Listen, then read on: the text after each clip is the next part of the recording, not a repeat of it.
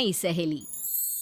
प्रिया kitchen में चाय बना रही होती है और सुमन ड्राइंग रूम में बैठकर मजे से टीवी देख रही होती है।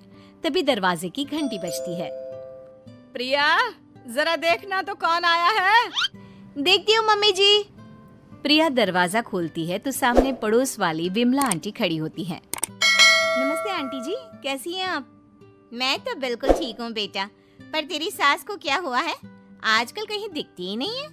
जब देखो तब टीवी के आगे जमी रहती है। अंदर तो आइए आंटी। अरे ओ दीपक की अम्मा, कहाँ हो? अरे विमला, आओ आओ, क्या बात है, बड़े दिन बाद याद आई तुम्हें मेरी। मैं तो हमेशा ही तुम्हें याद करती हूँ, पर तुम ही गायब रहती हो और आजकल तो बाहर भी नहीं आती जाती। तबीयत तो ठीक है ना तुम्हारी?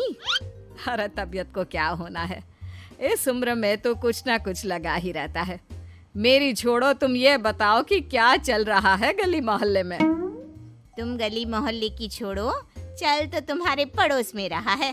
तुम्हारी नई सहेली आई है। मेरी कौन सी नई सहेली? मैं तो यहाँ बस तुमसे बातचीत कर लेती हूँ या फिर बाजू वाली शर्मा की बहू से दो चार बातें कर लेती हूँ। इसीलिए तो कहा कि तेरी नई सहेली आई है। अब कोई पड़ोस में आया है तो बात तो होनी ही है। कम से कम इसी बहाने हमारा भी एक ग्रुप बन जाएगा। फिर सब मिलकर अपनी बहुओं की शिकायतें किया करेंगे। दोनों हंसने लगते हैं। तभी प्रिया चाय लेकर आती है और सामने टेबल पर रख देती है। दोनों चाय पीती हैं और बातें करते हैं। चलो मैं चलती हूँ, अब कल मिलते हैं। राम राम। अगले दिन प्रिया किचन में कुछ काम कर रही होती है और सुमन आराम से सोफे पर बैठकर मटर छिल रही होती है। तभी डोरबेल बजती है। प्रिया दरवाजा खोलती है तो सामने उनकी नई पड़ोसन खड़ी होती है। जी, आप कौन? मैंने पहचाना नहीं। नमस्ते बेटा, मैं शारदा, आपके बगल वाले घर में अभी 2-4 दिन पहले ही शिफ्ट हुए हैं। ओह अच्छा अच्छा अच्छा, नमस्ते आंटी, अंदर आइए ना आप। देखिए तो मम्मी जी, आज कौन आया है। इतना कहकर प्रिया किचन में चाय बनाने चली जाती है। नई पड़ोसन को घर पे देखकर सुमन थोड़ा हैरान हो जाती है। नमस्ते बहन जी, मैं शारदा, आपकी नई पड़ोसन। अच्छा अच्छा, आप हैं हमारी नई पड़ोसन। आइए आइए, और बताइए कैसी हैं आप? जी बिल्कुल ठीक हूँ। वो दरअसल घर पर छोटी सी पूजा रखवाई थी, बस उसी का प्रसाद देने चली आई। सोचा इसी बहाने नए पड़ोसियों से भी मुलाकात हो जाएगी। ये तो बहुत अच्छा सोचा आपने। सुमन प्रिया को आवाज लगाती है। अरे ओ बहू, जरा चाय पानी का तो आके पूछ लो। ये आजकल की बहुएं भी ना, जब तक बोलो नहीं तब तक कुछ नहीं करेंगी। आई मम्मी जी। प्रिया चाय लेकर आती है। दोनों बैठकर चाय पीती हैं और खूब सारी बातें करती हैं। अच्छा बहन जी, अब मैं चलती हूँ, फिर मिलते हैं। अब तो आना जाना लगा ही रहेगा। शारदा के जाने के बाद प्रिया किचन से बाहर आती है। क्या बात है मम्मी जी, आप दोनों को देखकर तो लगा ही नहीं कि पहली बार मिल रही हो। आप दोनों तो बिल्कुल बिछड़ी हुई सहेलियों की तरह बातें कर रही थी। अरे जब दो औरतें मिल जाती है ना, तो बातें अपने आप ही निकल आती है। अब तू अपने काम पर ध्यान दे, बातों पे नहीं। ऐसे ही कुछ दिन बीत जाते हैं। अब सुमन और शारदा अच्छी सहेलियां बन गई होती हैं। दोनों एक साथ मंदिर जाती, मार्केट जाती और कभी कभी तो विमला भी इनके साथ मिलकर खूब हंसी ठिठोली करती। एक शाम तीनों बैठकर सुमन के घर पर चाय पी रही होती हैं कि तभी बहुत तेज बारिश शुरू हो जाती है। सुमन जोर से प्रिया को आवाज लगाती है। प्रिया, ओ प्रिया, देख कितनी तेज बारिश हो रही है। जाके छत से सारे कपड़े ले आ, नहीं तो सब भीग जाएंगे। सुमन 2 बार आवाज लगाती है लेकिन प्रिया का कोई जवाब नहीं आता। शायद प्रिया कुछ काम कर रही है, इसीलिए कुछ जवाब नहीं दे रही। अरे काहे का काम, आराम फरमा रही होगी महारानी। तभी प्रिया बीमार हालत में अपने कमरे से बाहर निकलती है। हाँ मम्मी जी, क्या हुआ? मेरी तबीयत थोड़ी ठीक नहीं है ना, इसलिए आग लग गई। अरे सारे कपड़े भीग गए और तुझे सोने से फुर्सत नहीं है। सबके सामने सुमन के मुंह से ऐसी बातें सुनकर प्रिया उदास हो जाती है और छत से कपड़े उतारने चली जाती है। सुमन, ये क्या बात हुई? प्रिया ने बताया ना कि उसकी तबीयत ठीक नहीं, इसलिए उसकी आंख लग गई। तुम भी ना खामखा उसे सबके सामने सुना दिया।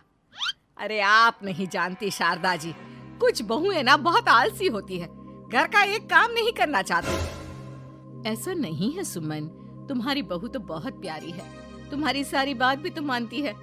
हाँ सुमन, तुम प्रिया के बारे में ऐसा क्यों सोचती हो?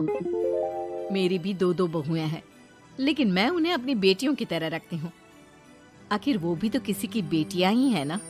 और अगर तुम ऐसा ही व्यवहार करोगी तो एक दिन प्रिया भी तुम्हारे साथ ऐसा ही बर्ताव करेगी। शारदा और विमला की बातें सुनकर सुमन की तो बोलती बंद हो जाती है। वहीं प्रिया भी बाहर से सारी बातें सुन रही होती है। अरे मैं कोई उसकी दुश्मन थोड़ी ना हूँ, मैं भी उसकी माँ हूँ, लेकिन कभी कभी सास बनना पड़ता है, नहीं तो बहुएं हाथ से निकल जाती है। देखो सुमन, ये सब सोच का फर्क है। अगर तुम ये सोचोगी तो कभी प्रिया को अपनी बेटी नहीं बना पाओगी। इतना कहकर शारदा और विमला वहां से चली जाती हैं और सुमन अकेले बैठकर उनकी बातें सोचने लगती है।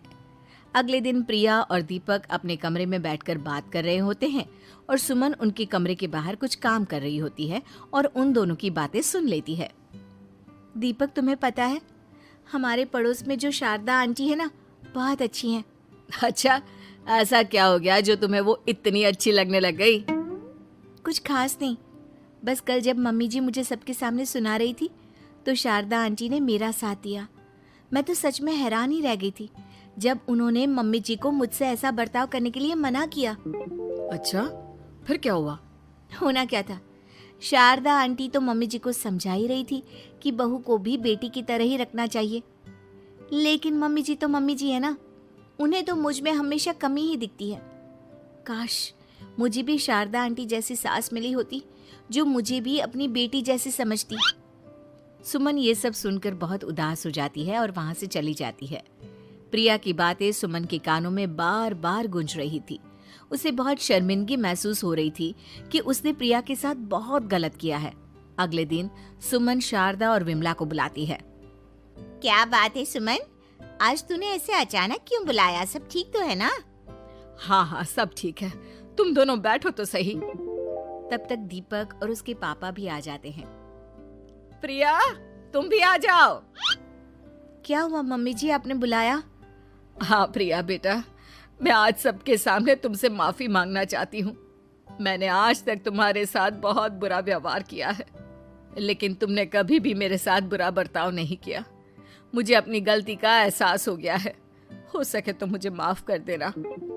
प्रिया अपनी सास की बातें सुनकर हैरान हो जाती है। उसकी आंखों में आंसू आ जाते हैं। प्लीज मम्मी जी, आप मुझसे माफी मत मांगिए, मैं भी आपकी बेटी ही हूँ। वैसे एक थैंक यू तो मेरी नई सहेली को भी बनता है, जिसकी वजह से मुझे मेरी गलती का एहसास हुआ। शारदा बहन, आपका बहुत बहुत शुक्रिया जो आपने मेरी आंखें खोल दी। अरे क्या सुमन, तुम भी ना। तो फिर इसी बात पर चाय और पकोड़े हो जाए? हाँ हाँ, क्यों नहीं।